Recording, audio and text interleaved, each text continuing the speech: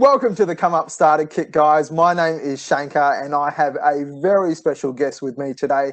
The myth, the man, the legend, Mr. Alex Hunter, who is Talent Acquisition Manager at MetLife. I've had the pleasure of knowing Alex for some time. He has been a valuable source of information and helped me immensely throughout my career, and I thought it was only right to bring him on board and share his wisdom. Thank you, Alex, for joining. God, no pressure. Jesus, that is a big intro. I was waiting for like an applause or something at the end. That's mad. I appreciate that. Thank you. Thanks. Good to see you as always. Wonderful. So today, the reason why I've brought Alex on, guys, is to give him we'll try to get a bit of an insight into his journey and also around the market at the moment. So just some helpful tips for job seekers. So Alex, I'm going to jump in, but I'm actually going to chuck you a curly question. I guess, especially with these unprecedented times, how are you first coping with the new way of working from home? How are you enjoying it? I feel really bad to say it's actually been amazing for me personally. So I can't go over the top that it's the best thing that's ever happened, because it's not. We can't say that. But for me personally, I've not seen necessarily a downside. Yeah. So recruitment levels have obviously come down, so that's kind of made it a little bit more manageable in talent acquisition. I understand and can totally appreciate that agencies are struggling a little bit at the moment. And really, fingers crossed, hoping everything's going to be lifting soon and kind of returning to normal as they would be.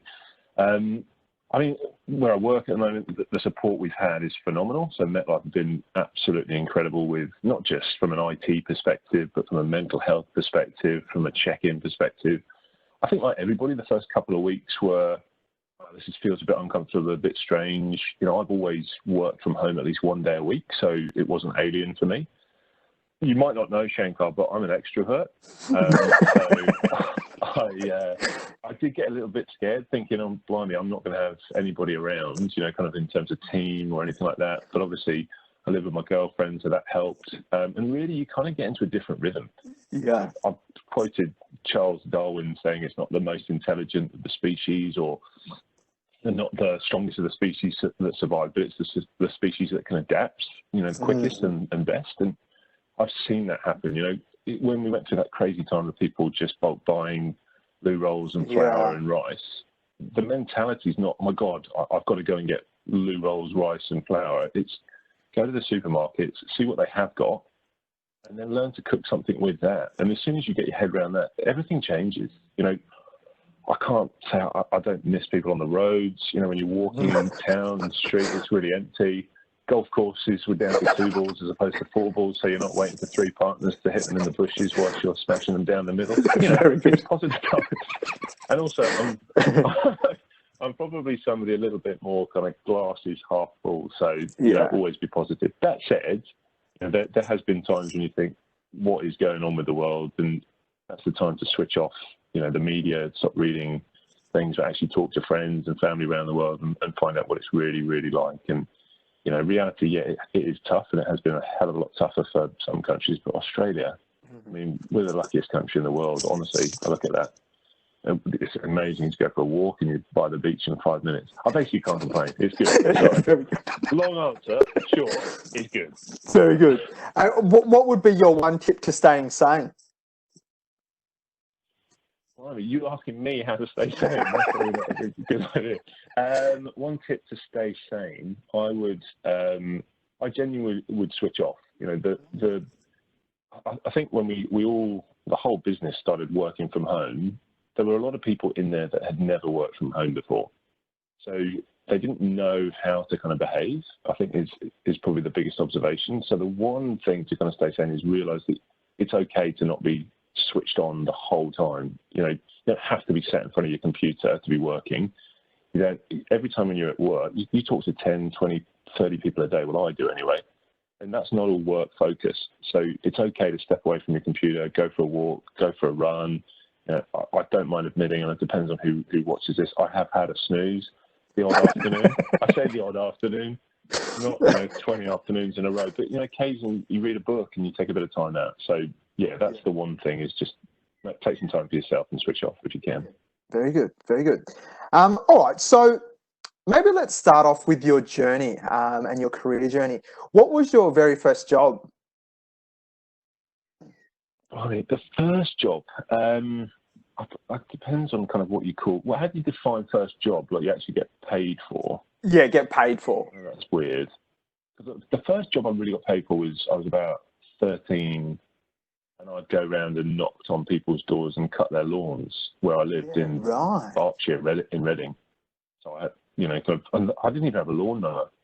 So I'd go around, knock on their doors, and say I could cut your lawn for I think it's £3, which is the equivalent of $6 per lawn, and that was about an hour's work. And just cut out. What was that? I did that, and kind of word got around that I was a very. Say that again. Sorry. It just cut out in terms of how much you got paid. Say again. It's just cracked up. Oh, that's all right. Just cut out. It's my side. It's Wi-Fi. It just cut out in terms of how much you got paid. £3.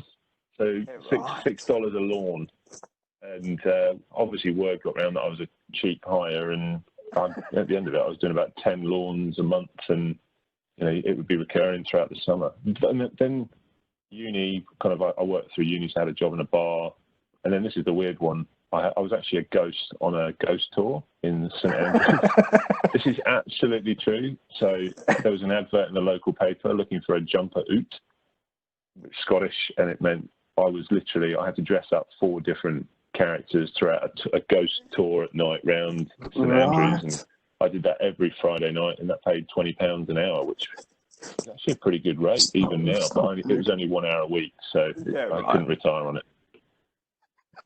And then how'd you fall into recruitment then? I think that's it. I fell into it. I literally left university 2000.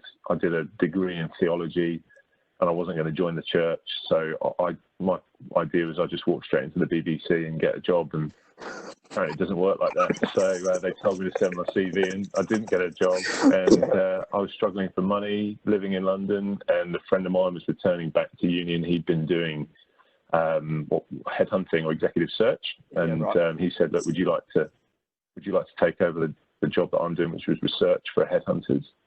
And I didn't even know what a headhunter was, but I said, "Yeah, I'll do it." And the boss picked me up, Hamish Fulton, who was my first proper boss, still in touch with him. Amazing company, amazing man, absolutely loved it. And he interviewed me in his black Porsche 911 Turbo around London, and I thought, wow, this must be drug related. I'm not 100% sure I'm up for this, but he then told me it was recruitment, and that's really where it started. Really? And has recruitment changed a lot since your time back in London to now, or yeah?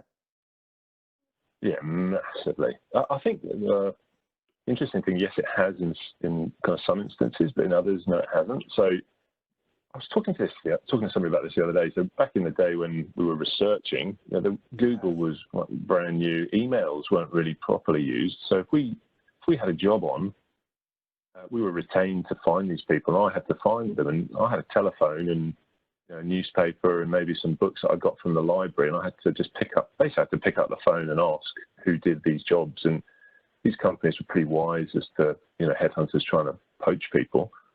And it really kind of started from there. And we got paid, I think the rates back then was like 30%. Because you put a short list together and potentially put an advert in a newspaper, and people would post their CVs in. Right. God, I feel really old. That's 20 years ago. My goodness. And now it's, and now you put up an advert and it's a click. Somebody can click and they've applied, and that doesn't take any thought. That doesn't really take much effort. It's the ones that do make an effort in their application that stand out. Kind of writing your personal email, or they've done a bit of research to find out who is actually the talent acquisition manager, and try to phone you and ask more about the job. That's always a really good standout as well. Yeah, right. Yeah, for me, it's become a hell of a lot easier to apply for a job, and unfortunately, it makes it harder for the candidates. Yeah, fair play. Is there anything that, probably a bit of a segue, but in terms of when they apply and what have you, is there anything that sort of you look for, or what sort of stands out for you? I I mean, obviously, it depends on what the hiring manager is looking for. Always, we'll have discussed what sort of applications we're looking for, whether or not it has to have, for instance, life insurance experience or the experience of the job, or any sort of software skills, anything like that. But for me, it's always the personal approach, because it actually shows they've done a bit of research into the company as to who's potentially in charge of recruitment. And also, people always ask the question, are cover letters worth it? I'd probably say cover letters not so much, but if you write a little synopsis as to why you think you're suitable in the email that comes through, that definitely stands out every time. Yeah, nice. No, I think that's a massive question for people as well, especially around the cover letters. I'm probably going to get like 100 plus personalised emails now. I read. That's the other thing as well. I read every single CV. Every single CV that comes through gets opened, gets viewed, and unfortunately, if they're not suitable, they're not. But they are still viewed. Every single CV, and sometimes we get over 300 applications per role. So. Yeah, it's especially for internal, right? It's massive, the amount of volume that you guys get and applicants that just sort of want to jump in, right? Yeah, absolutely. What do you love about recruitment? That's a good question. I think it's helping people, really. Helping people in their careers as candidates, helping hiring managers, find the best talent in the market, helping those people that potentially might be overlooked in the actual process. I think the thing that sealed it for me was that there's a candidate back in London when I worked for Whitten Jardine, and I'm still in touch with him weirdly as well via LinkedIn. Right. Daniel Kimmons. I'll never forget his name, Daniel Kimmons. And on paper, he was amazing, but he just was, I don't know why, he just was struggling to get a job. And I phoned him, and I'm sure he won't mind me saying, but over the phone, his speech was kind of slow and was a little bit slurred, and he was struggling to get his words out. And obviously spending time with him, he came in for an interview and he told me about his life story and what had happened. And he got to a position, funny enough, he was accounting in financial services and investment banking. Yeah. And he just started getting headaches at work, and he then got dizzy, and they saw the doctor, and cut a long story short, he was told to go traveling for a year just because they thought he was stressed. But actually it was a brain tumor, I think it was. And it was removed successfully, but the only thing that was still kind of having an effect was it was on his speech, and because of that he was struggling to get a job. So me and another consultant, Simon Jezard, who I think is in New York now, still in recruitment, we both said we are going to work until we get this guy a job. We will not stop phoning around the city, and we will phone every single company because he's unbelievable, and he's being overlooked because he can't, because his speech is slightly slurred. Yeah, right. So we got him, I think it was like 4 or 5 interviews, and he eventually got a job. And I didn't even know this company existed. Bank Zepper was his first job that we got him back in. And then from then on, I think he just went on and on. Now I think he runs his own consulting firm. So it's pretty cool. Jeez, right. So yeah, for me, recruitment's just pure. I just, kind of everybody's happy. The person who gets the job, the hiring manager. If it's internal, everybody's happy if you filled it.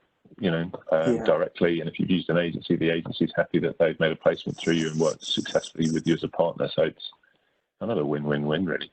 Yeah, definitely. What do you think the hardest aspect is about your job?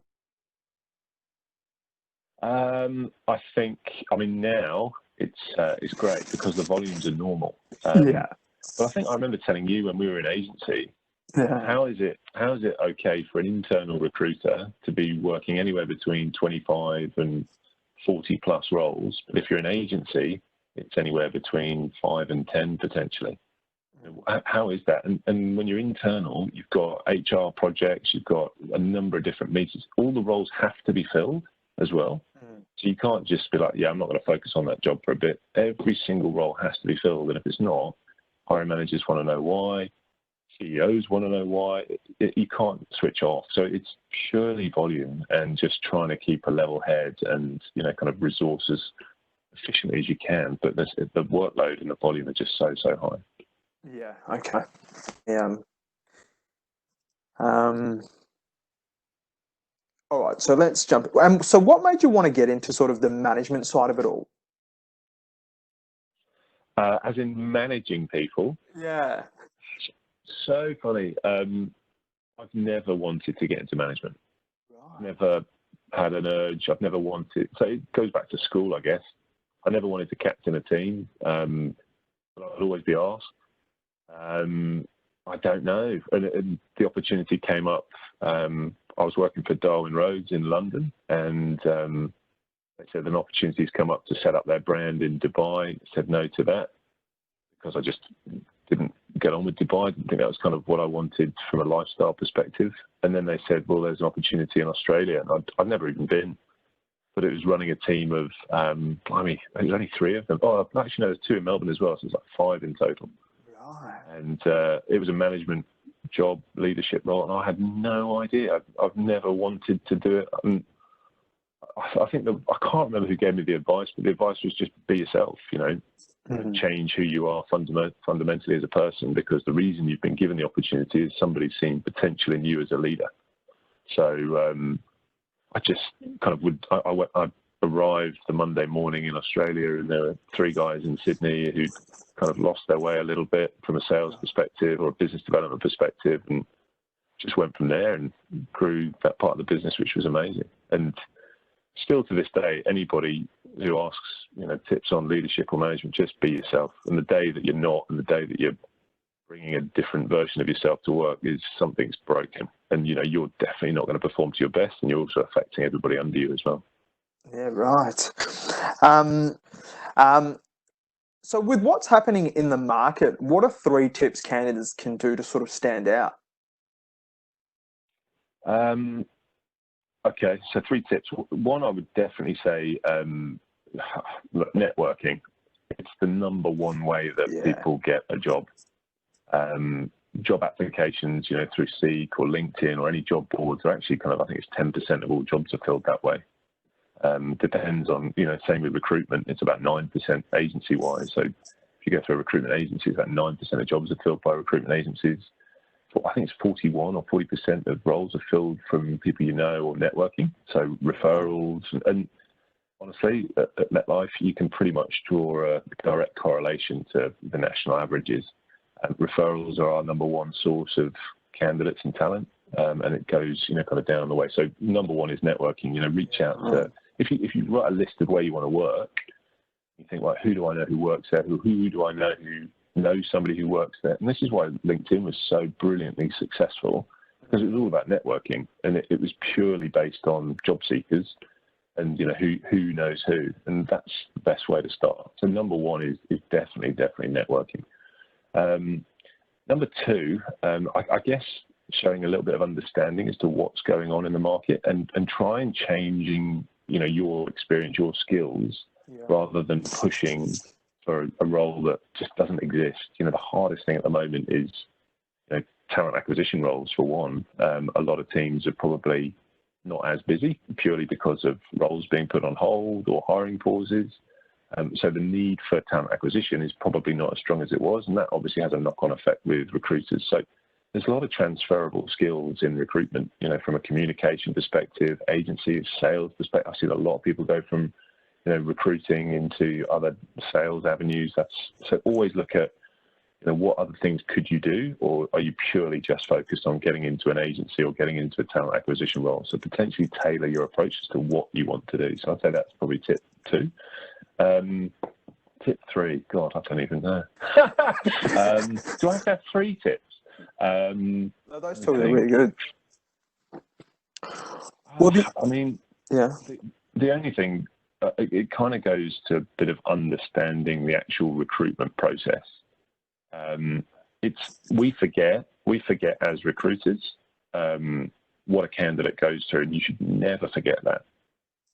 A candidate will look at a job ad, and it'll have a button which says apply now, and you'll apply, and they'll be like, I haven't heard back, it's been a day, or I haven't heard back and it's been a week, I haven't heard back, it's been 2 weeks. That's not a great service in itself.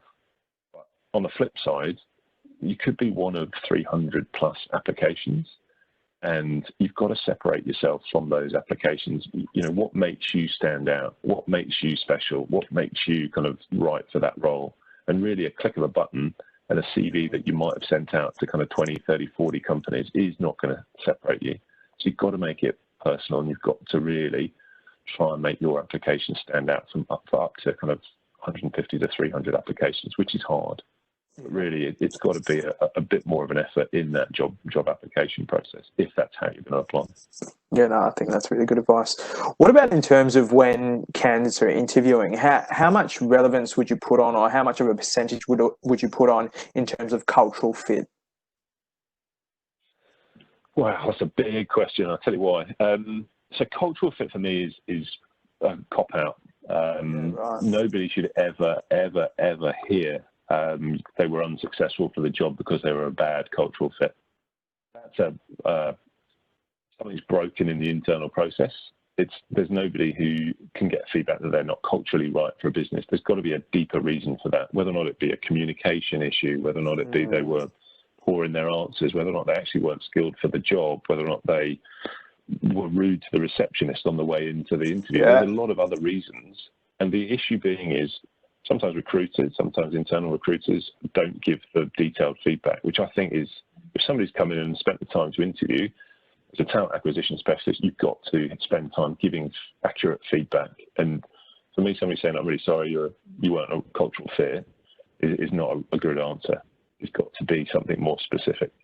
And more often than not, unfortunately, it does come down to potentially there were two candidates at the final stages, and the other candidate just had a little bit more, expertise in a certain area.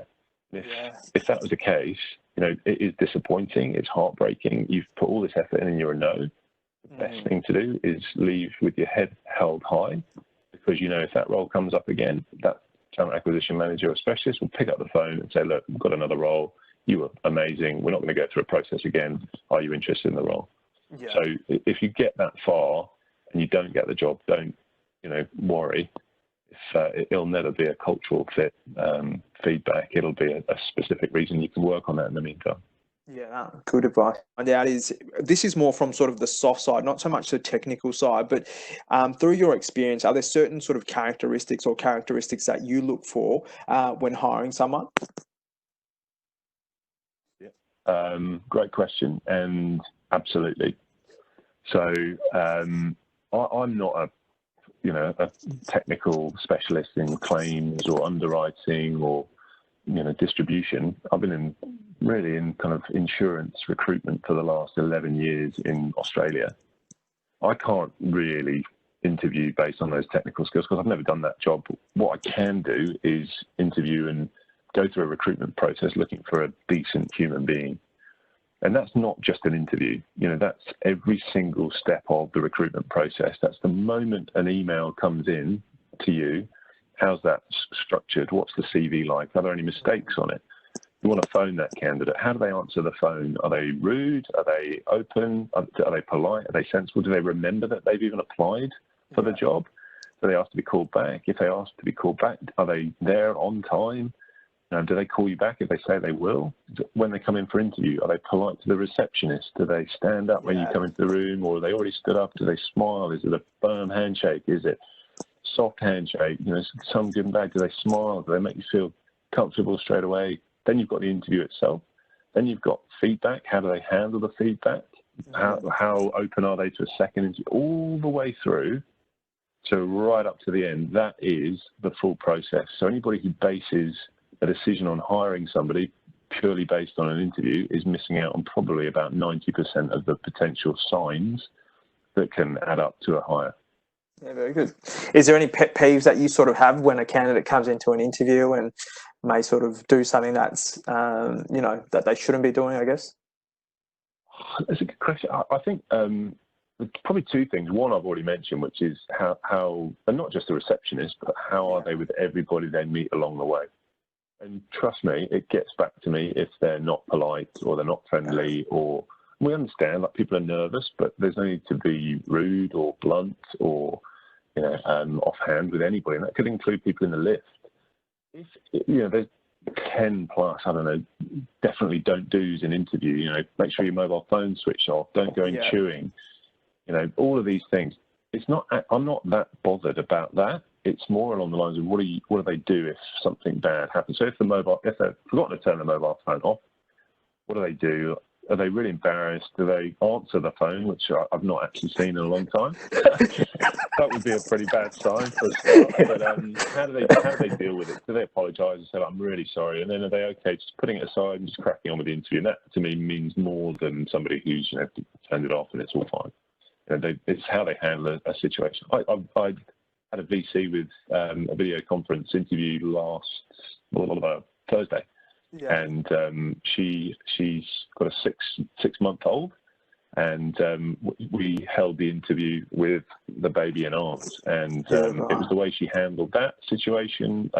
She offered to kind of, if we wanted to reschedule because she'd just woken up. Absolutely not. I was absolutely fine with it, and occasionally we had to take a break because the baby needed attention. I thought that this is a great reflection on this individual as a candidate. So it's how they handle certain situations and how they come across.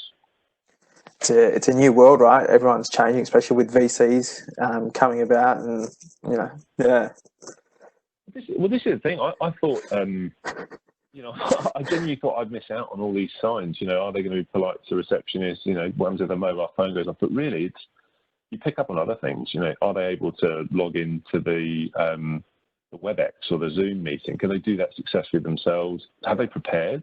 You know, do they leave it to the last minute and think, oh God, actually there's a technical fault? If there is a technical fault, how do they handle that? Do they then phone you? Do they text? Do they email? Do they try and reschedule? Do they apologise? All of these other things. And also, the other thing for me, which is absolutely amazing, is you get to see people in their home environment. Yeah. And, you know, you can't judge too much on whether it's messy or things like that, but really it's how they've decided to portray themselves and their environment. And that's a big insight. You know, what are they wearing? Have they, I mean, you might have noticed, I'm wearing a Back to the Future sweatshirt today. Oh, it just cut out. You're going to have to do it again. It just cut out. You're going to have to redo that again. It broke. So I'll cut that. You may have noticed I'm wearing a Back to the Future sweatshirt today. But obviously, this is a friendly conversation as I've known you for years. But yeah, I've had people, probably the best thing and advice I'd give with video conferences is just ask beforehand. You know, send a message saying that, do you want me in a suit, or is it okay if I'm smart casual or dressed down or whatever? Because we're in our home, and if anything now, when I'm interviewing and I see somebody rock up in a full-on blown suit, I think that feels a bit weird. It's like you've had to get dressed up in your own home, and I wouldn't want anybody to have to do that. So yeah, we don't do that right now. Have you? A lot of the times I get people sort of asking around sort of LinkedIn and how to reach out to people on LinkedIn, and I'm sure that you'd get a lot of people trying to add you. And you know, what are the best ways that someone can, especially if they don't know you, what's the best way to sort of reach out to you know, people that are in recruitment or what have you, and just want to network rather than just sort of asking for a job straight away? Is there a sort of way to go about it? I probably say you know, depending on who you approach in talent acquisition or HR, for me, and this will probably totally change my LinkedIn inbox. Everybody's going to go do this. It depends on how far this goes out. But I always go towards the help side of things. You know, if somebody said, can you please help me? You know, you're a decent human being. And the first instinct when somebody says, please help, is you want to help them. Yeah. And in a time like this, you know, when I'm so lucky, I just think I have to help as many people as possible.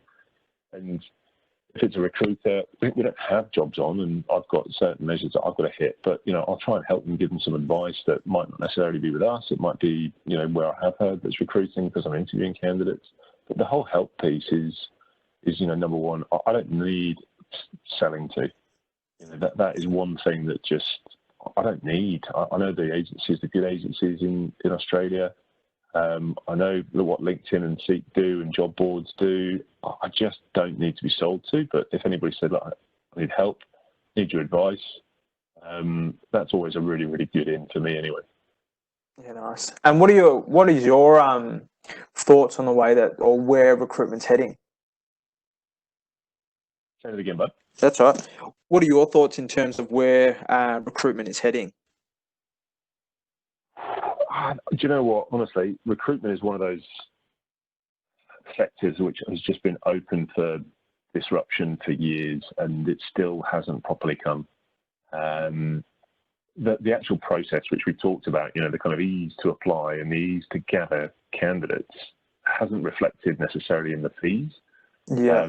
I haven't seen a change in fees since I was at TAL, so kind of 8 years ago. They've pretty much remained stable, and that's great. But what's changed? Is there any additional, kind of value adds to that, or is it just because the services remain the same, and it's easier to get these candidates on board and to advertise and for them to apply? So it kind of feels like there's something there that needs to change. It doesn't mean agencies have suddenly got to drop fees, but for instance, we focus massively on customer experience. Now, a lot of people can just say that, but if somebody candidate experience, if somebody comes in as a candidate, we want to make sure they have an amazing experience from start to finish.